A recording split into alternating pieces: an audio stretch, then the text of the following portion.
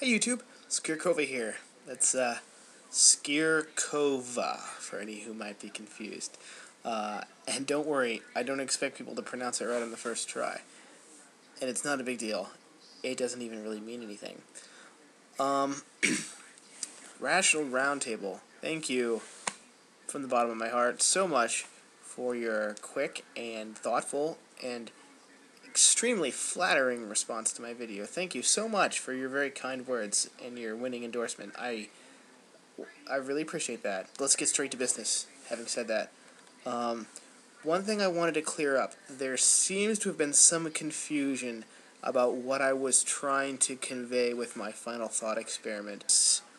Tomorrow we all turn on the television and there's a machine someone has invented that cracks the safe to the secrets of the universe, and we, you know, we find out how the universe was created.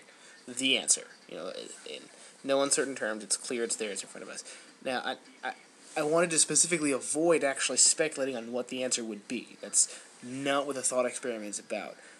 It's a segue into a question I'm encouraging you to ask yourself that pertains to defining the God, which is, just what sorts. I mean, let's delineate what sorts of things we might see that would or would not be a god, would not constitute a god. Fortunately, in another part of your video, you seem to essentially answer that question. And I I was a little surprised, actually, that you were willing to assert that God would be essentially physical. I wasn't expecting that, and I wasn't even necessarily asking for that. That's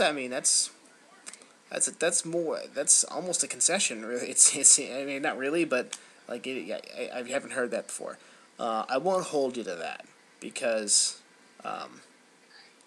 you know, my complaint wasn't necessarily so much that God has to be physical, so much as God has to be something, and non-physical is not a description of a thing. If there's a God, I can accept that he might be something that is not physical. I can accept that in theory, hypothetically.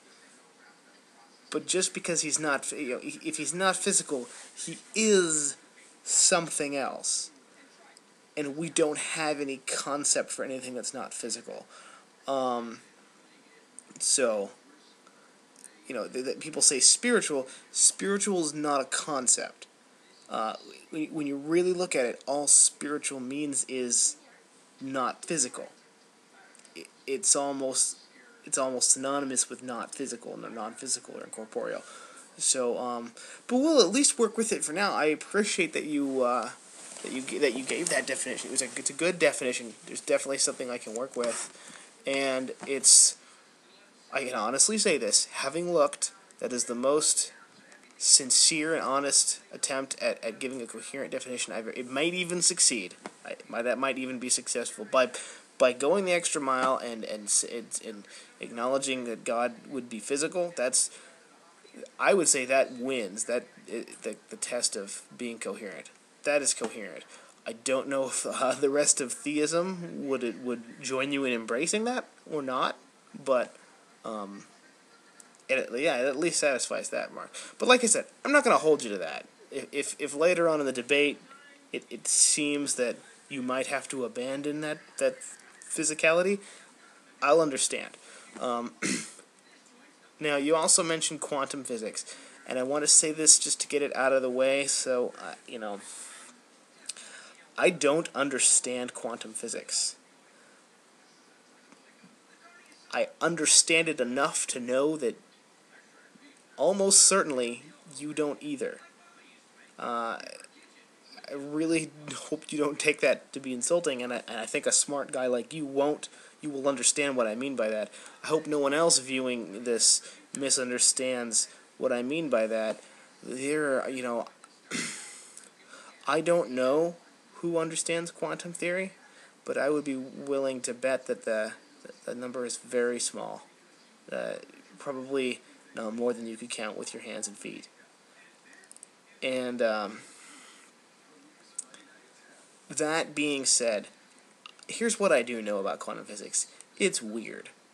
It's damn weird. It really, really challenges a lot of our assumptions. Especially if you subscribe to the Copenhagen interpretation, favored by Werner Heisenberg and Niels Bohr, and I think Pauli. In any case, yes, it's weird. There's nothing about it that suggests consciousness to me, though. I'll, I'll get into that later when I sort of talking about the debate more broadly. But there's, quantum mechanics is weird, and the sheer extent of its weirdness has a lot to say about what we should expect to see in the next realm of discovery, if we're lucky enough to get any farther past this sort of barrier that it almost seems to be. There is a lot of confusion about quantum theory in our public discourse. And here's the thing, when it comes to quantum theory, anything you hear is confusion. You aren't going to hear anything about quantum theory that makes sense and is true if you're a layman. And I'm definitely a layman when it comes to that. If you hear something about quantum theory and it seems to make sense to you, and you're not a very educated physicist, the person you're hearing it from probably doesn't know what they're talking about. Now, that means it's really hard for either side to use quantum physics to support their cause. Stephen Hawking might be able to comment intelligently about whether modern physical theory has anything to say about God, and he has. And, he has his opinions, and because he's Stephen Hawking, I kind of like, well, okay, but I can't comment on his comments because it's just so far beyond the realm of what I'm educated in. I mean, classical physics was something that you could just be an enthusiast and have a decent grasp of, but quantum mechanics, you really need to. It really just has to be your vocation, and even then, I'm sure a lot of people who devote their lives to quantum physics don't truly understand it. But to the broader point, the definition that you give is a conscious living entity that created the universe, sort of leaving aside the question of physicality. Okay, we can work with that. That's fair. I could maybe ask you to get more specific on the issue of consciousness. I feel like I know what you mean when you say that. It might be a good idea to clarify that maybe a little bit more, but I think I know what you mean, at least enough to proceed. And what I'll say is, yes, if the causal mechanism behind our universe is conscious and living in some way, then, if it's self-aware, for example, if it has anything that we could call thoughts, then yeah, I would concede that would be a god. The problem is, I don't see any compelling reason to assume that is an accurate description of that causal force. I want to be clear too about what my position is as an atheist, and I appreciate your use of the term lack of belief. And I know that there has been a lot of debate, especially on Jack's channel, Together for Peace, about this whole lack of belief issue. And let me clarify at least what that means for me, at least in this context. I'm not asserting that the cause of the universe is distinctly not conscious. What I'm saying is I find any claim, any assertion that it is conscious to be unjustified. Furthermore, it seems to me that if I were to contemplate, sort of in a broad sense, what types of creative forces we might expect to see based on what we have observed within the confines of this physical universe, it seems to me very unlikely that a creative force would be conscious. If you look at some of the creative forces that work in our, stars, for example. Stars are intense in so many ways, intensely energetic, intensely massive. The laws of physics in the interior of a star operate very much differently than they do here in my apartment, for example. But there is no evidence that stars are conscious. There is no evidence that they have the type of complexity even that might obscure a consciousness.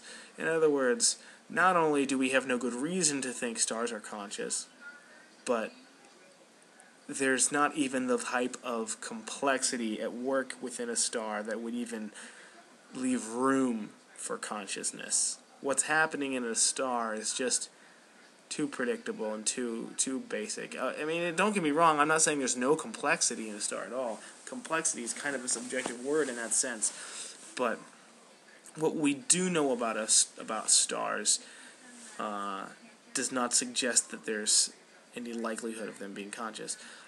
Evolution is another creative force, and that's an emergent force. It's not independent. In other words, there is not some evolution doesn't function the same way as gravity or the electromagnetic force or the strong and weak nuclear forces. It's not like that. It emerges from other things, from just the nature of reality in certain circumstances.